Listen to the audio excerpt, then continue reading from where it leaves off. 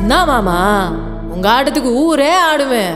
அதுக்கு ஒரு அடிய போட்டு விடுவோம் அப்படின்ற ம் ம்